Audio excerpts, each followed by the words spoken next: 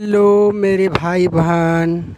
आप लोगों को पता होगा कि आप लोगों का बुकें चेंज हो गई है, यानी कि बदला गई है। कक्षा 7 के विज्ञान ये न्यू बुक है, एनसीईआरटी से आधारित है। समझे, ये न्यू बुक है, एनसीईआरटी से आधारित है।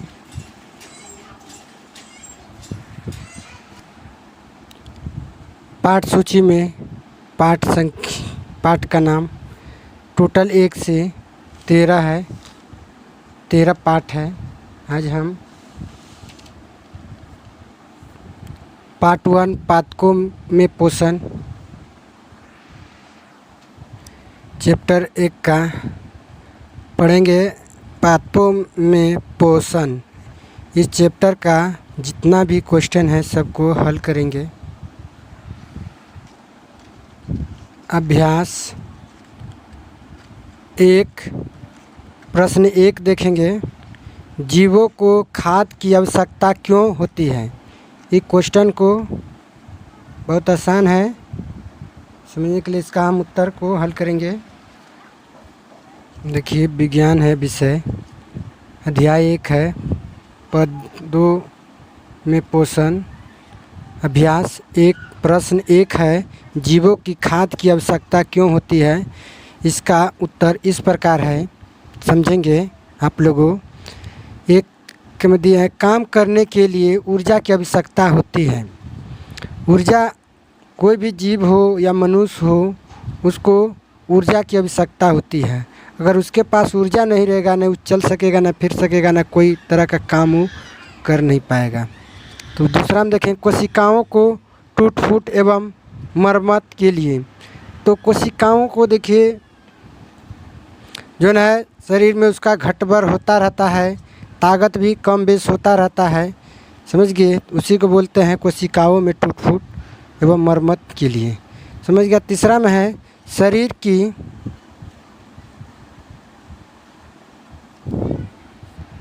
के विकास में वृद्धि के लिए। उम्मीद करते हैं कि क्वेश्चन 1 को आपको उत्तर समझ में आ गया होगा। समझ में आ गया होगा तो बस इसी तरह वीडियो पर बने रहें।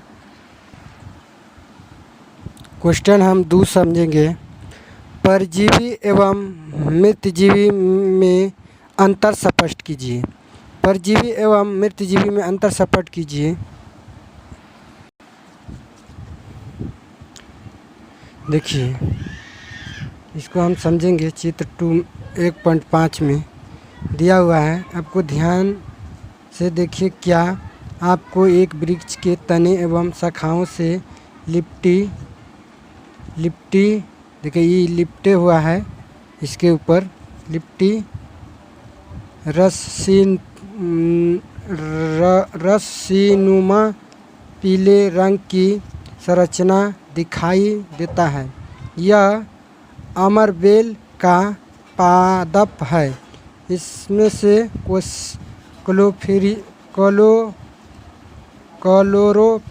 नहीं होता है, समझ गया। इसमें क्लोरोफिलर नहीं होता है। यह अपना भोजन उस पादप से प्राप्त करते हैं जिस पर यह आरोहित होते हैं, जिस पर यह आरोहित होते हैं, समझ गए। तो यही कहता, वह पादप परपोषण कहलाता है, क्योंकि अमरबेल जैसे पादप परपोषी को अमूल्य पोषक के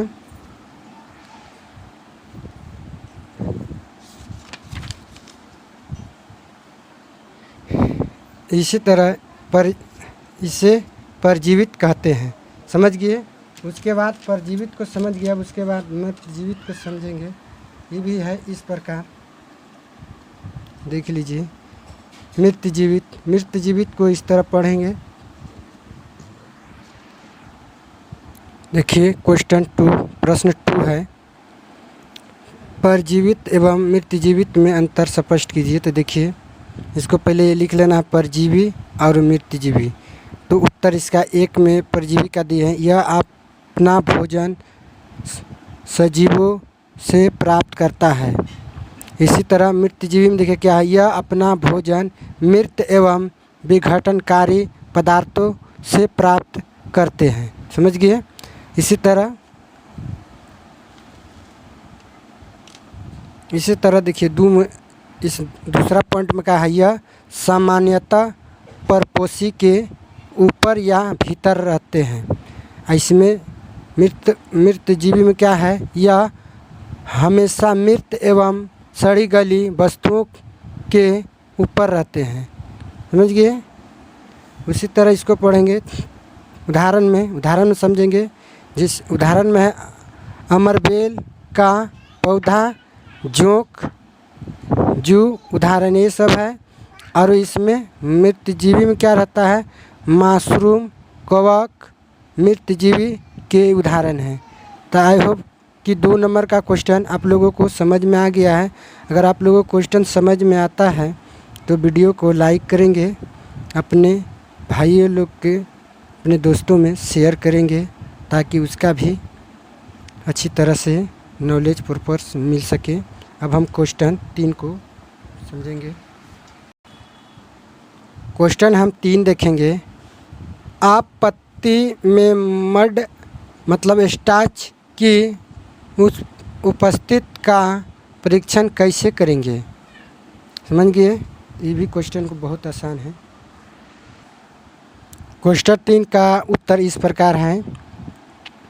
एक गमले में लगे हुए पौधे को 24 घंटे तक अंधेरे में रख देते हैं जिससे उसकी पत्तियां मंड रहित हो जाती है।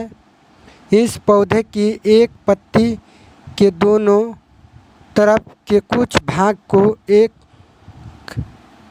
काले कागज़ से क्लिप की सहायता से ढक कर गमले को सूरज के प्रकाश में रख देता है। समझिए, गमले को एक काले क्लिप से उसको ढककर सूरज के प्रकाश की रोशनी में रख देते हैं। पत्ती का जो भाग काले कागज़ से ढका था वह नीला नहीं होता तथा पोषण भाग की नीला हो जाता है। तो प्रकाश संश्लेषण की क्रिया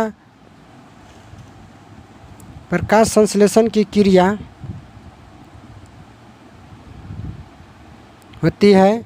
प्रकाश संश्लेषण की क्रिया होना स्टार्च की उपस्थिति दर्शाता है। आई होप कि 3 नंबर भी समझ में आ गया। इसी प्रकार हम प्रश्न 4 को समझेंगे, यानी कि क्वेश्चन 4 को समझेंगे। हरे पदार्थों में खाद्य संश्लेषण प्रक्रम का संक्षिप्त विवरण दीजिए। इसको संक्षिप्त में विवरण देना है। देखिए 4 को समझेंगे। कार्बन ऑक्साइड प्लस जल बट्टा सूरज का प्रकाश chlorophyll, carbon dioxide plus oxygen, यही है। समझिए। क्वेश्चन 4 का उत्तर इस प्रकार है। पादपों में खाद्य संश्लेषण प्रक्रम प्रकाशन संश्लेषण क्रिया से संपन्न होती है। प्रकाश संश्लेषण में क्लोरोफिल सूरज का प्रकाश CO2 एवं जल होना अनिवार्य है।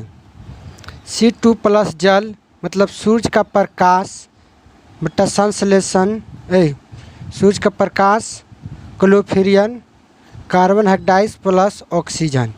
समझ गए। इस प्रकार है। आई होप कि 4 नंबर का क्वेश्चन समझ में आ गया होगा।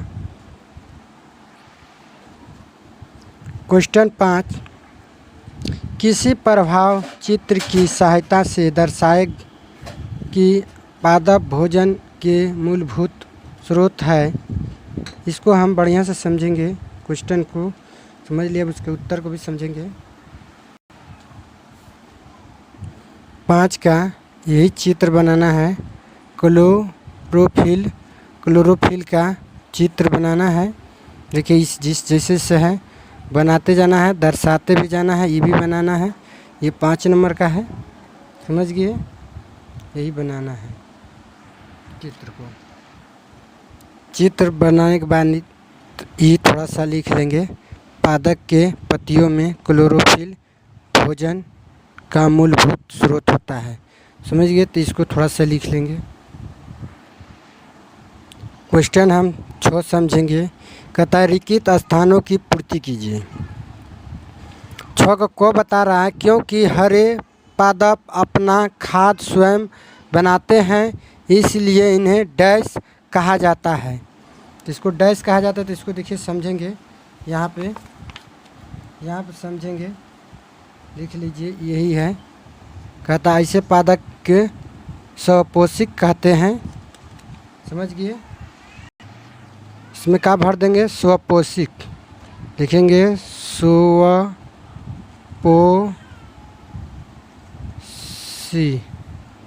एक नंबर। अब उसके बाद हम 6 का ख समझेंगे। ख कह रहा है पादपों द्वारा संश्लेषित खाद्य का भंडारण डैश के रूप में किया जाता है। तो इसका भी हम लिखेंगे, इसका भी समझ लेंगे। इसका होगा, इसका यही होगा, अतः पत्तियों में मंड स्टार्चस के रूप में संचलित होता है। तो इसको भी हम लिख लेंगे। समझ गए? लिख लेंगे इसको मंड। क्या लिखेंगे? मंड। उसके बाद क्या लिखेंगे? स्टार्ची। समझ गए? बढ़िया समझ गए। उसी प्रकार हम थोड़ा गो समझेंगे। गो प्रकाश संश्लेषण के प्रक्रम में जिस वरक द्वारा सौर ऊर्जा संग्रहित की जाती है उसे डैश कहा जाता है। तो गो भी हम लिख लेते हैं इसमें क्लोरोफिलर। इसको लिखेंगे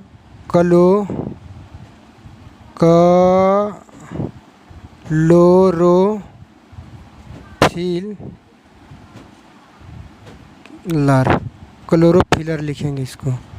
ये लो है, आधा को है, क्लोरोफिलर कहा जाता है। घ में कह रहा है प्रकाश संश्लेषण में पदार्थ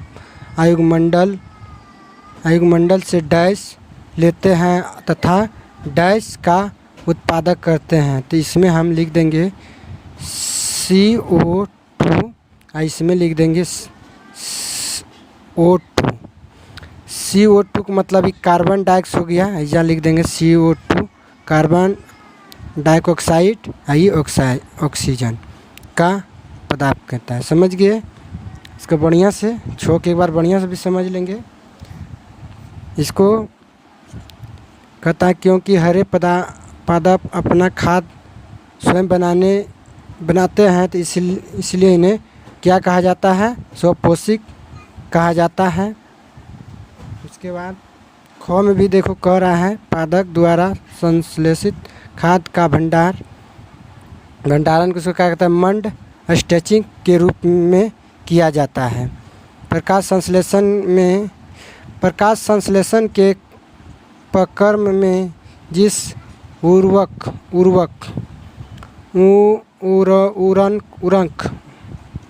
द्वारा सौर ऊर्जा संग्रहित की जाती है उसे क्लोरोफिलर कहते हैं। प्रकाश संश्लेषण में दाब आयुगमंडल डैश मतलब कार्बन डाइऑक्साइड लेते हैं तथा ऑक्सीजन का उत्पादन करते हैं। आई होप समझ गए। तब क्वेश्चन हम 7 समझेंगे। क्वेश्चन 7 में कह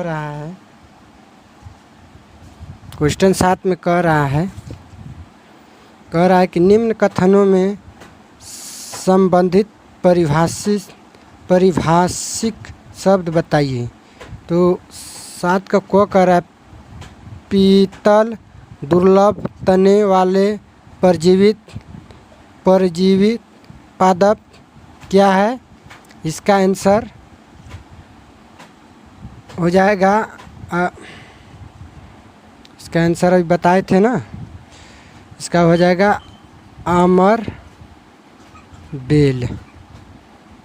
7 का क्वेश्चन हो जाएगा अमर बेल। समझ गए, अमर बेल लिख दिए।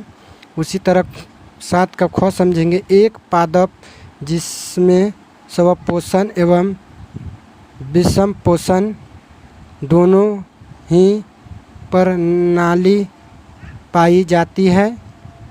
तो इसका भी हम लिखेंगे, इसका भी हम लिख लेते हैं। इसका भी आंसर हो जाएगा, इसका लिख लेते हैं हम, इसका लिखेंगे। इसको लिखते हैं घट,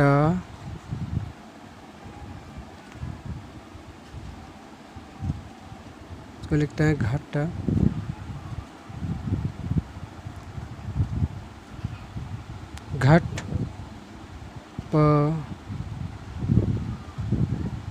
घटपर्णी लिखेंगे, घटपर्णी। समझ गया, इसको घटपर्णी लिखेंगे। अब फिर उसी तरह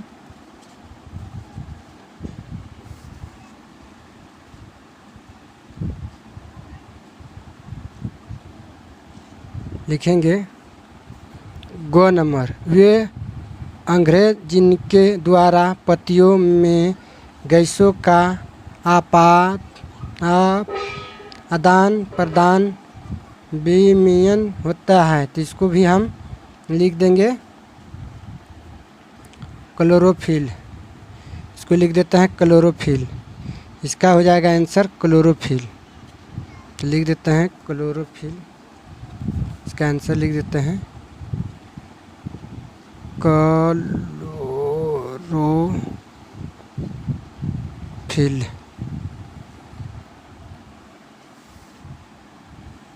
उसी प्रकार हम क्वेश्चन 8 समझेंगे।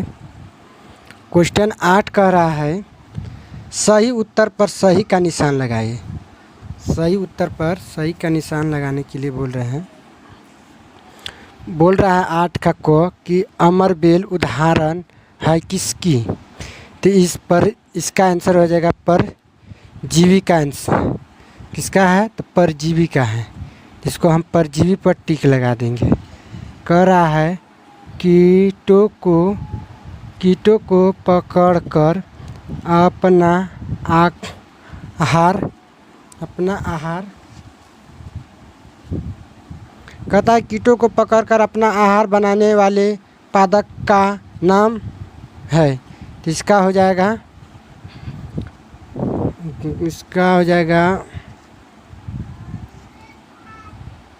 ये हो जाएगा घटपर्णी हो जाएगा। इसको घटपर्णी मार देंगे। इसका हो जाएगा घटपर्णी। उसी प्रकार हम क्वेश्चन 9 समझेंगे। क्वेश्चन 9 में कह रहा है कॉलम ए में दिए गए शब्दों का मिलान कॉलम बी के शब्दों से कीजिए। कॉलम ए में दिया है इस तरह, इसको हमको मिलान करना है। तो इसका हो जाएगा 9 का को जो है क्लोफेरियर का हो जाएगा। इसका आंसर हो जाएगा पत्ती। इसका आंसर क्या हो जाएगा, पत्ती। क्लोरोफिल का पत्ती हो जाएगा। नाइट्रोजन का हो जाएगा जीवाणु। नाइट्रोजन का हो जाएगा जीवाणु। अमरबेल का हो जाएगा परजीवी। कहा जाएगा परजीवी। जंतु का क्या हो जाएगा, जंतु हो जाए परिपोषण। जंतु हो जाएगा परिपोषण। कीटभक्षी का क्या हो जाएगा, कीटभक्षी का हो जाएगा 3 नंबर घटपर्णी मतलब पिचर पादप। समझ गए। क्वेश्चन 9 भी समझ में आ गया। अगर आपको समझ में आ रहा है तो अपने भाई को वीडियो को थोड़ा सा लाइक करेंगे और प्यारा सा कमेंट।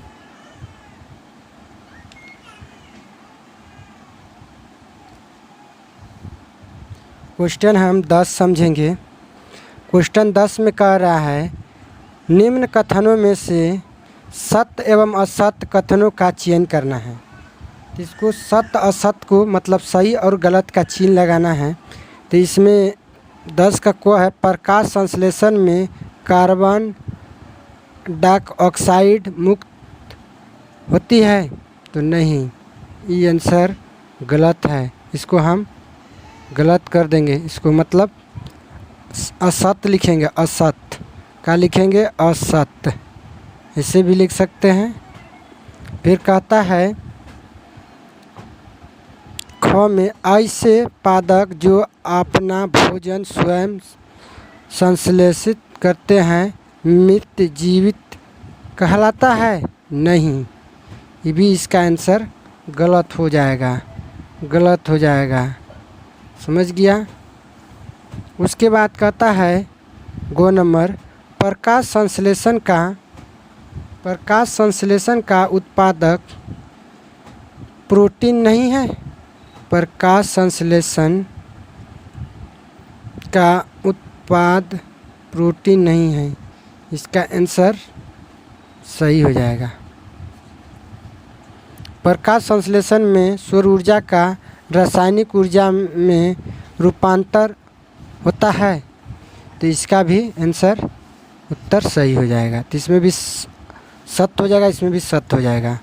अब हम 11 को समझते हैं। क्वेश्चन 11 में कह रहा है पादप के किस भाग द्वारा प्रकाश संश्लेषण हेतु आयुग में कार्बन ऑक्साइड ली जाती है। तो इसका आंसर हो जाएगा 11 का ख, समझ गए, रंगघर। उसी तरह हम क्वेश्चन 12 को समझेंगे। क्वेश्चन 12 में कह रहा है आयुगमंडल से मुख्यतः जिस भाग द्वारा पादप कार्बन डाइऑक्साइड प्राप्त करते हैं, तो इसका आंसर हो जाएगा घ, कहा जाएगा पत्तियों द्वारा। इस चैप्टर का इतने तक प्रश्न उत्तर था। सभी प्रश्नों का उत्तर हम सरल और आसान तरीक़ा से दे दिए हैं। अगर आपको वीडियो समझ में नहीं आया तो वीडियो के फिर से पुनः देख सकते हैं, और अगर वीडियो आपको अच्छा लगा तो अपने भाई को वीडियो को लाइक करेंगे, अगर अच्छा नहीं लगा तो नहीं करेंगे। अगर अच्छा लगता है तो अपने भाई को वीडियो को एगो लाइक करने में के मोटिवेश को उसको बढ़ाते हैं, तो एगो लाइक ज़रूर करेंगे और अपने दोस्तों के पास ज़रूर इस वीडियो को शेयर करेंगे। चैनल पर पहली बार आया है तो हमारे चैनल को सब्सक्राइब कर लेंगे और हमारे वीडियो को फुल वॉच देखने के लिए दिल से धन्यवाद।